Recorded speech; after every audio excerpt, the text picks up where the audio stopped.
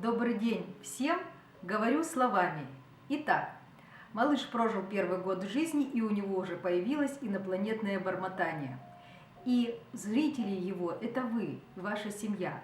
Поэтому сегодня советы и приемы-помощники, как же активизировать и развить речь малыша. Первое, в год вы должны знать, что объем слов составляет от 7 до 10. Это короткая первая речевая десятка. На предыдущей лекции я называла эти слова, которые обычно появляются у ребенка в этом возрасте. Важно завести словарик и фиксировать эти слова в словарик, чтобы потом видеть появление новых слов. Дальше речевым приемом является комментирование действий взрослых, и все, что вы делаете в этот период, обязательно комментируйте своими словами. Я пойду в магазин, куплю молочка, потом мы молочко попьем и покатаемся на карусели. То, что делает ребенок, комментировать не всегда нужно. Нужно делать паузу и ждать, не сразу следовать за его жестом, а давать ему время подумать. Следующий активизирующий прием – это интерактивное чтение. Что это такое? Когда вы читаете сказку, а делать надо это с удовольствием, с выражением, мы вводим пальчиком ребенка по картинке. Вот это в данном случае у нас змея. Показываем вместе и комментируем части тела. Глазки, ротик, хвостик. И показываем ребенку, как она ползет. Делаем змейку. Далее обязательно мы задаем по ходу чтения или после него вопросы. Кто это? Где хвостик? Покажи глазки. Где змея? Что это у змейки? То есть обязательно выразительными вопросами подкреплять каждый прочитанный вами рассказ. Это будет способствовать его речевому развитию. Дальше. Обязательно используем рифмованные миниатюры. Например, Миша сидит, в окно глядит. Такие рифмованные миниатюры позволяют малышу быстрее овладеть речью. У меня в практике был такой пример, когда бабушка привела неговорящего ребенка в возрасте 2 лет, и после консультации, после индивидуального подхода и советов, она уехала с ним в деревню и завела такие миниатюрки, картинки на животных, где внизу подписывала примеры. Так вот, с помощью таких рифмованных стихов через полгода малыш хорошо овладел речью. Это ему позволяло быстрее развиться, это упрощало получение информации и усвоение материала. Поэтому стишки дети любят. Используйте стишки, учитесь с ними, рифмуйте с ними, сочиняйте собственные стишки, это поможет вам. Следующий прием, когда мы обучаем новому слову, мы можем использовать взгляд глаза в глаза. То есть мы берем ребенка за щечки, смотрим ему прямо в глаза, пальчиком поднимаем подбородочек его, и когда мы зафиксировали этот взгляд, повторяем с ним лиса, сова. Ребенок смотрит, и что он фиксирует? Нашу моторику, как работают наш язык и губы. Поэтому 2-3 секунды зафиксировав и повторив, мы можем такое упражнение делать каждый день. Учите ребенка. Сколько нужно заниматься вообще минут? Ну, если выдерживаете 10-15 минут, и малыш в хорошем настроении, это очень хорошо. Занятия надо проводить в дневное время, или сразу после обеденного сна, или в первой половине дня, чтобы малыш не был уставшим. Не обязательно сидеть за столом. Эти игры могут быть и на коврике, и на полу осуществляться, поэтому важно создать вот ту обстановку, где у вас эти занятия будут проходить.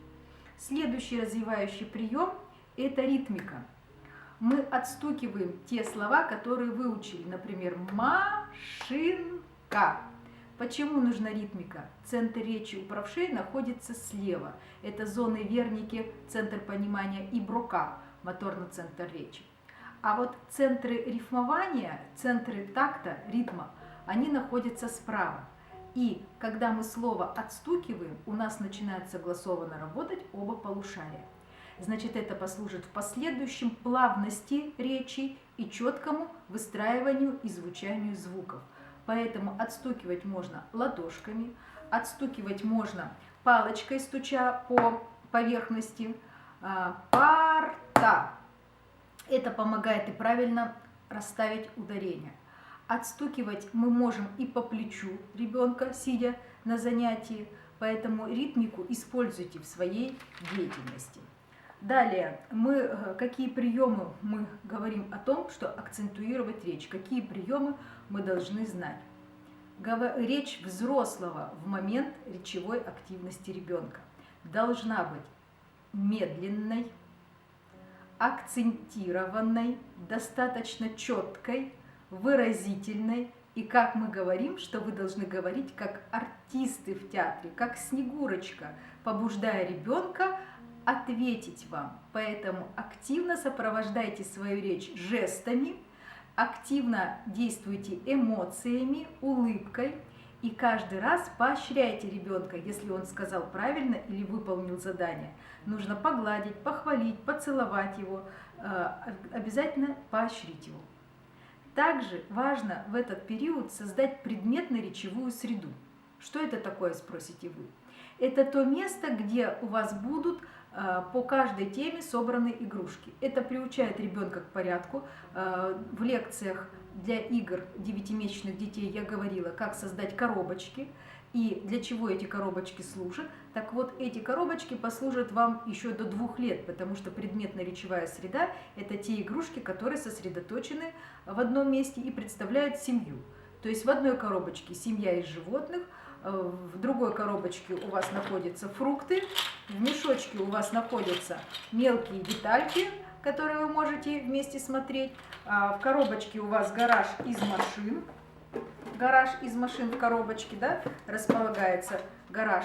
Все собрано по темам. Тогда, когда вам нужно занятие провести по этой теме, на счет, на цвет, на движение, вы достаете коробочку, необходимую вам, и раз в 2-3 дня эти коробочки можно менять. Например, в ванной у вас должна быть все, что предназначено для мытья.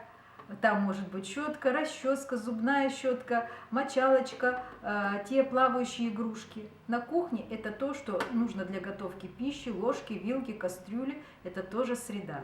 В комнате развесьте, пожалуйста, картинки с животными. Так как до 2 лет малыш должен знать практически всех животных, поэтому можно развесить кошечка, собачка, слоник, лисичка, зайчик. И каждый раз используем вопрос «Кто это?». Где лисичка? Указательный жест. Вот лисичка, да? Вот собачка. Изучаем животных. Холодильник используем для того, чтобы там у нас была веселая азбука. Это может быть и картинки занимательные, это могут быть цифры и буквы разноцветные. То есть это привлечет ребенка к изучению с помощью магнитиков, своих особенностей с помощью магнитиков. Всегда, используя обучение ребенка, стараемся не подсказывать, не опережать его, свою речь не торопим. Если он жестом показывает вам на предмет и желает что-то, то вы должны сделать паузу, прежде чем как малыш подумает и выскажет свое мнение. Даем выбор. То есть, если малыш показывает на ботиночки и просится гулять, мы можем его спросить: ты спать хочешь или гулять, чтобы он задумался и высказал свое слово. Не комментируем речь ребенка. Не надо говорить: ты хочешь пить? Да, мама сейчас пойдет и даст тебе попить. Нет, это неверно. Малыш должен сам искать свое нужное слово. Не комментируйте его действия на бытовом уровне, особенно когда ему что-то нужно. Не подавайте ему по первой просьбе и по первому жесту то, что ему приходится. Читайте, фантазируйте, лепите, рисуйте. В этом вам также поможет кукольный театр в речевом развитии. Значит, это может быть кукольный театр, то есть озвучиваем, акцентируем сказки. Могут быть пальчиковые театры, могут быть ручные театры. Вы сами можете стать героями сказок. Поэтому развивайте речь ребенка. Помните, что раннее речевое развитие способствует развитию интеллекта и хорошему обучению в школе в дальнейшем.